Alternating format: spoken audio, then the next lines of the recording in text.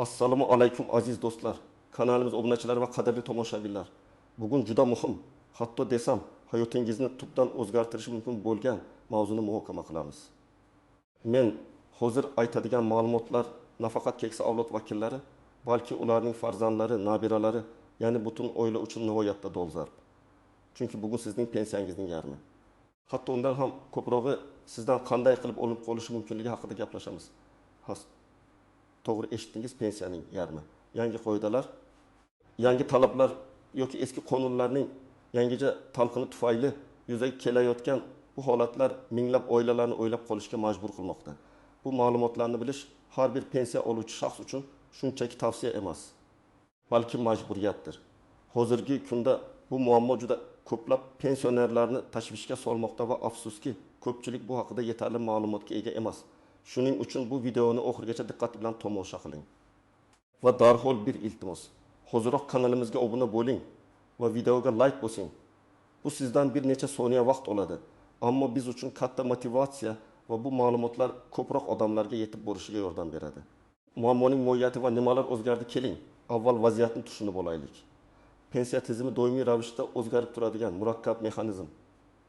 Ilgari ko'plab pensionerlar o'z pensiyalari faqat ma'lum bir miqdorda va faqatgina majburiy ijro byurosi ilmiy qarorlari asosida, masalan aliment yoki katta miqdordagi qarzlar bo'lsa, ushlab qolinishini bilishgan.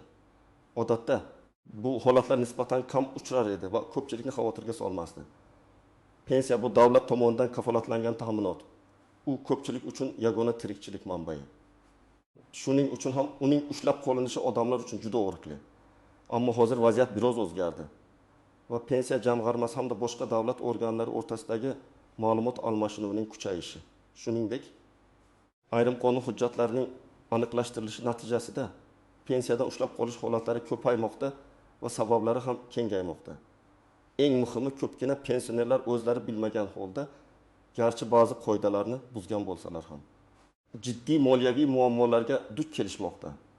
Gap shundaki, ba'zida odamlar o'zlarining statuslarida yoki daromadlarda bo'lgan o'zgarishlarni o'z vaqtida pensiya jamg'armasiga xabar bermaydilar. Yoxud davlat tomonidan ortiqcha to'langan pulni qaytarib berish zarurati paydo bo'ladi.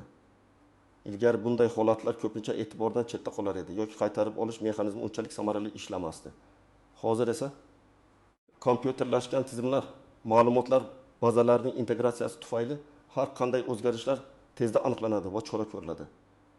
Bu esa pensiyadan avtomatik ravishda ushlab qolishga olib keladi. Pensiyadan ushlab qolishning asosiy sabablari va kimlar xavotirda bo'lishi kerak, keling. Kimlar aynan xavotirga tushish kerakligini va qanday holatlarda pensiyangizning bir qismidan ayrilishingiz mumkinligini batafsil ko'rib chiqamiz. Bu qoidalar barchaga tegishli bo'lishi mumkin. Shuning uchun diqqat bilan tinglang. Biri ortiqcha to'langan pensiya summalari. Bu eng keng tarqalgan sabablardan biridir. Tasavvur qiling, sizga pensiya noto'g'ri hisoblangan. Ba'zida pensiya jamg'armasining o'zi xato qilishi mumkin. Masalan, sizga uzoq yillar davomida ortiqcha pensiya to'lab kelingan yoki siz vafot etgan yaqin qarindoshingizdan boquvchisini yo'qotganlik pensiyasini olayotgandingiz. Ammo keyinchalik bu pensiya to'lovi huquqi tugaganiga qaramay, masalan, siz ishga kirdingiz yoki turmushga chiqdingiz, pensiya to'lash davom ettirilgan. Endi yangi avtomatlashtirilgan tizimlar bunday xatoliklarni tezda aniqlab, ushlab qolish to'g'risida qaror chiqaradi. Misol uchun, Toshkentlik 7 ming yoshli Oysha momo 5 yildan buyon ishga kirgan nabirasiga boquvchisini yo'qotganlik pensiyasini olib kelgan. Nabirasi ishga kirgani pensiya jamg'armasiga xabar berishni unutgan. Yaqinda pensiya jamg'armasi ma'lumotlar bazasini tekshirganda bu holat aniqlandi. Natijada momodan 5 yil davomida ortiqcha to'langan 15 million so'm pensiyani qaytarib olish talab qilindi. Bu summa momoning pensiyasini EXMO foizdan har oy ushlab qolish orqali undirilmoqda. Bu albatta momoning hayotiga jiddiy ta'sir ko'rsatdi. Chunki uning pensiyasi endi deyarli yarmiga kamaydi. 2. Ishlayotgan pensionerlar tomonidan daromadni yashirish. Agar siz pensiya olib, shu bilan birga ishlayotgan bo'lsangiz, bu haqda pensiya jamg'armasiga xabar berishingiz shart. Ayrim turdagi pensiyalar ishlayotgan pensionerlarga to'lanmaydi yoki kamroq miqdorda to'lanadi. Misol uchun, ayrim imtiyozli pensiyalar yoki nogironlik pensiyalari bo'yicha cheklovlar mavjud. Agar siz rasmiy ravishda ishga kirganingizni yashirsangiz va pensiya to'lovi to'lib davom etsa, keyinchalik bu aniqlanganda ortiqcha to'langan barcha summani qaytarishga majbur bo'lasiz. Farg'onalik Azim aka 62 yoshli sobiq o'qituvchi pensiyaga chiqqanidan so'ng 4 yil oldin kichik xususiy maktabga ishga kirgan. Bu haqda pensiya jamg'armasiga xabar bermagan. Uning maoshi kichik bo'lganligi sababli u buni muhim deb hisoblamagan. Biroq yaqinda pensiya jamg'armasi soliq qo'mitasi ma'lumotlari bilan taqqoslash natijasida Azim akaning daromadi borligini aniqladi. Endi undan 4 yil davomida olgan ortiqcha pensiya summasi taxminan 10 million so'm undirilmoqda. Bu esa har oy uning pensiyasidan etimlida ushlab qolish orqali amalga oshirilmoqda. Qarzlar va sud qarorlari bu an'anaviy sabab bo'lsa-da, bugungi kunda uning ahamiyati yanada ortdi.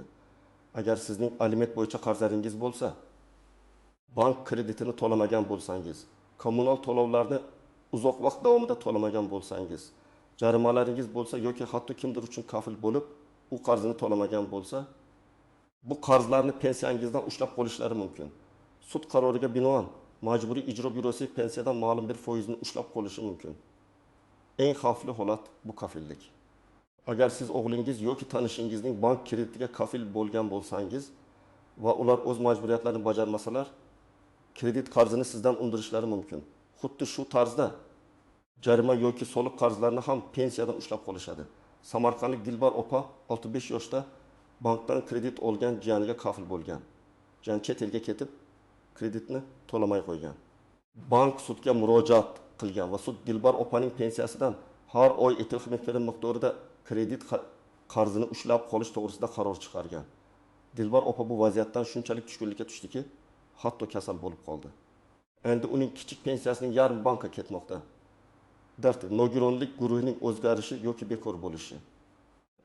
Agar siz nogironlik pensiyasini olib kelayotgan bo'lsangiz va keyingi tibbiy ko'rikdan o'tganingizda nogironlik guruhingiz o'zgarib, pensiya miqdori kamayishi yoki umuman bekor bo'lishi mumkin. Agar sizga bu o'zgarishdan keyin ham eski miqdorda pensiya to'lanaversa, bu ortiqcha to'lov hisoblanadi va qaytarib olinadi. Ba'zida odamlar tibbiy ko'rikdan o'tishni unutib qo'yadilar yoki o'z vaqtida pensiya jamg'armasiga ma'lumot bermaydilar. Kimlar xavotirda bo'lmasligi kerak. Agar sizning yagona daromad manbangiz faqat pensiya bo'lsa, sizda hech qanday qarzingiz bo'lmasa, bank, kommunal, aliment, siz ishlamayotgan bo'lsangiz va pensiyangizni to'g'ri hisoblashda hech qanday xatolik bo'lmaganiga amin bo'lsangiz, xavotirga o'rin yo'q. Bunday holda sizning pensiyangizdan ushlab qolinishi ehtimoli juda kam. Ammo shunda ham har doim ogoh bo'lish ortiqchalik qilmaydi. Istisnolar, nozik jihatlar va yashirin tuzoqlar endi pensiyadan ushlab qolishning ayrim nozik jihatlari. Istisnolari va ko'pincha e'tibordan chetda qoladigan tuzoqlar haqida gaplashaylik. 1. Ushlab qolishning maksimal miqdori. Odatda qonunchilikka ko'ra pensiyadan ushlab qolish miqdori 50% dan oshmasligi kerak. Bu degani, qancha qarz yoki ortiqcha to'lov bo'lmasin, sizning pensiyangizning kamida yarmi sizga qolishi kerak. Bu ijtimoiy himoya chorasi hisoblanadi.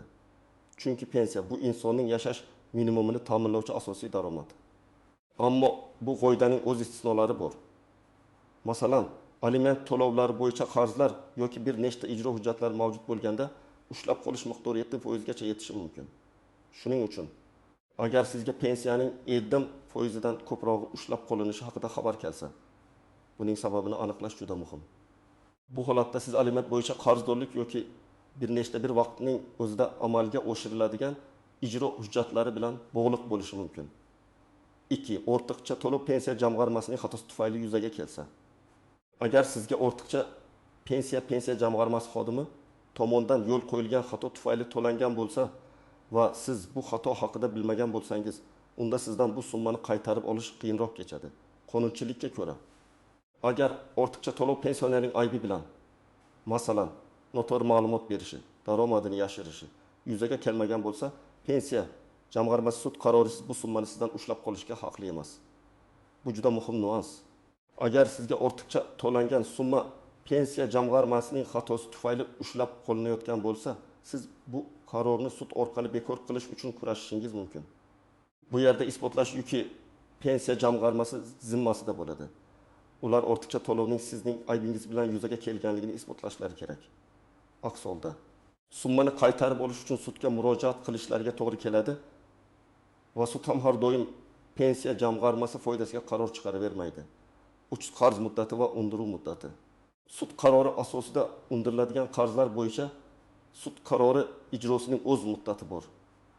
Ammo ortiqcha to'langan pensiya summalari bo'yicha qaytarib olish muddati ko'pincha cheklanmagan bo'ladi. Agar pensiya jamg'armasi bu haqda o'z vaqtida xabar bergan bo'lsa, ba'zida esa ma'lum bir muddat o'tib ketgandan so'ng ortiqcha to'lovni qaytarib olish huquqi yo'qolishi mumkin. Bu qonunchilikdagi ayrim murakkabliklar bilan bog'liq. Shuning uchun agar sizga uzoq yillar oldin yuzaga kelgan ortiqcha to'lov haqida endi xabar kelgan bo'lsa, malakali yurist bilan maslahatlashish zarur. 4. E'tiborsizlikning narxi yashirin tuzoq. Ko'pgina pensionerlar pensiya jamg'armasidan kelgan xatlarni ogohlantirishlarni e'tiborsiz qoldirishadi. Ularning fikricha bu shunchaki qog'ozbozlik yoki ularga taalluqli emas. Bu juda katta xato. Har qanday rasmiy hujjatni diqqat bilan o'qish, uning mazmunini tushunish va kerak bo'lsa zudlik bilan chora ko'rish kerak. Chunki e'tiborsizlik keyinchalik pensiyadan katta miqdorda ushlab qolinishga olib kelishi mumkin. Masalan, sizga ortiqcha to'lov haqida ogohlantirish xati kelgan, siz bunga e'tibor bermagansiz. Keyinchalik pensiya jamg'armasi sudga murojaat qilib, sizdan bu pulni sud qarori asosida undirishi mumkin. Sud qarori esa sizning pensiyangizdan avtomatik ravishda ushlab qolinishga olib keladi. Amaliy maslahatlar nima qilish kerak? Endi eng muhimiga o'tamiz. Agar siz bunday vaziyatga tushib qolsangiz yoki tushish ehtimoli bo'lsa, nima qilishingiz kerak?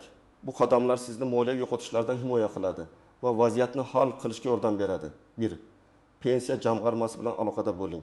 Eng avvalo, agar sizning hayotingizda pensiyaga ta'sir qiluvchi biror o'zgarish, ishga kirish, ishlashni to'xtatish, nogironlik guruhining o'zgarishi, turmushga chiqish, ismini o'zgartirish va hokazo yuzaga kelsa, bu haqda zudlik bilan pensiya jamg'armasining hududiy bo'limiga xabar bering. Bu shaxsiy javobgarligingizni ko'rsatadi va kelajakdagi muammolarning oldini oladi. Aytishim kerakki, pensiya jamg'armasi har yili minglab pensionerlarni tekshiradi va ma'lumotlar bazalarini solishtiradi. Xususan, soliq qo'mitasi va bandlikka ko'maklashish markazlari bilan ma'lumot almashinuvi juda faol olib boriladi. Shuning uchun biron bir daromadni yashirish yoki ishga kirganingizni yashirish deyarli imkonsizdir. Baribir kech bo'lsa-da bu aniqlanadi va bu aniqlangan paytda siz nafaqat ortiqcha olingan pulni qaytarishingiz, balki ba'zida qonunchilikda belgilangan ayrim javobgarliklarga ham tortilishingiz mumkin. 2. Pensiya hisob varag'ingizni muntazam tekshiring. Bank kartangiz orqali pensiya olayotgan bo'lsangiz, har oy pensiya summasi kelib tushishi bilan uni tekshiring. Agar odatdagidan kamroq summa tushgan bo'lsa, darhol sababini aniqlang. Pensiya jamg'armasiga yoki bankka murojaat qiling. Mening pensiyam kamaygan sababi nima? deb so'rang. Bu juda oddiy, ammo samarali choralardan biridir. 30. Rasmiy xatlarga e'tiborsiz bo'lmang. Pensiya jamg'armasidan, MIBdan, bankdan yoki suddan kelgan har qanday rasmiy xatni diqqat bilan o'qing. Agar uning mazmunini tushunmasangiz, darhol oila a'zolaringiz, yuristlar yoki ishonchli shaxslardan yordam so'rang. Hech qachon xatlarni javobsiz qoldirmang yoki axlatga tashlamang. O'z vaqtida berilgan javob yoki harakat ko'plab muammolarni bartaraf etishi mumkin. 4. Agar sizga ogohlantirish yoki qaror kelsa, asosiy ma'lumot oling. Qaysi asosda va qaysi qonun hujjatiga ko'ra pensiyadan ushlab qolinayotganini aniq bilib oling. Pensiya jamg'armasining hududiy bo'limiga boring va ular bilan suhbatlashing. Barcha hujjatlarning nusxalarini, xususan ushlab qolish to'g'risidagi qarorning nusxasini oling. U yerda ushlab qolinish sababi, miqdori va muddati aniq ko'rsatilgan bo'lishi kerak. Asosiy hujjatlarni to'plang. Agar sizda pensiya jamg'armasining xatosini isbotlovchi dalillar bo'lsa yoki qarzni to'laganingiz haqidagi kvitansiyalar, ma'lumotnomalar bo'lsa, ularni to'plang. Har qanday yozma dalil muhim ahamiyatga ega. Apellyatsiya berish imkoniyati. Agar siz ushlab qolish to'g'risidagi qaror bilan rozi bo'lmasangiz, unga qarshi yuqori turuvchi organga, pensiya jamg'armasining yuqori bo'limi yoki sudga apellyatsiya berishingiz mumkin. Bu sizning konstitutsiyaviy huquqingiz. Apellyatsiya yozishda qarorni bekor qilishni so'rab, o'z da'volaringizni asoslab barcha dalillarni keltirishingiz kerak. Bu jarayonda sizga yurist yordami zarur bo'lishi mumkin. Asq muddatlarga e'tibor bering. Apellyatsiya berish muddatlari cheklangan bo'lishi mumkin. Shuning uchun kechiktirmasdan harakat qilish juda muhim. 5. Yurist bilan maslahatlashsa yoki sizga juda katta summa ushlab qolinishi to'g'risida xabar kelsa, malakali yurist bilan maslahatlashing. Pensiya huquqi bo'yicha mutaxassislar sizning holatingizni tahlil qilib, qonuniy yechim topishga yordam berishi mumkin. Ba'zida hatto bepul huquqiy yordam ko'rsatadigan markazlar ham mavjud. Xulosa va yakuniy chaqiriq aziz do'stlar, umid qilamanki, bugungi videomiz siz uchun juda foydali bo'ldi. Yodingizda tuting. Pensiya bu shunchaki pul emas. Bu sizning hayot tarzingiz, ishonchingiz va davlatning ijtimoiy himoyasining muhim qismi. Pensiyangizdan ushlab qolinishi nafaqat moliyaviy, balki ruhiy jihatdan ham juda og'ir bo'lishi mumkin. Shu sababli hushyor bo'lish, ma'lumotli bo'lish va o'z huquqlaringizni bilish nihoyatda muhimdir. Eng asosiy xulosalar. Pensiyangizni to'lashga ta'sir qiluvchi har qanday o'zgarish haqida pensiya jamg'armasiga zudlik bilan xabar bering. 2. Pensiya to'lovlarini muntazam tekshirib turing. O'tir rasmiy hujjatlarga befarq bo'lmang. Ularni o'qing va kerak bo'lsa chora ko'ring. 4. Agar noto'g'ri deductions yuzaga kelsa, o'z huquqlaringizni himoya qiling, kerak bo'lsa yuristga murojaat qiling. Bu videoni o'z yaqinlaringizga, ayniqsa pensiya yoshidagi qarindoshlaringizga yuboring. Ularning hayotiga bu ma'lumotlar orqali yordam berishingiz mumkin. Quyidagi izohlarda bu borada o'z fikrlaringizni, savollaringizni yoki shaxsiy tajribangizni yozib qoldiring. Bu boshqa tomoshabinlar uchun ham foydali bo'ladi. Videoga like bosing va kanalimizga obuna bo'lishni unutmang. Kelgusi videolarni ko'rishguncha o'zingizni ehtiyot qiling.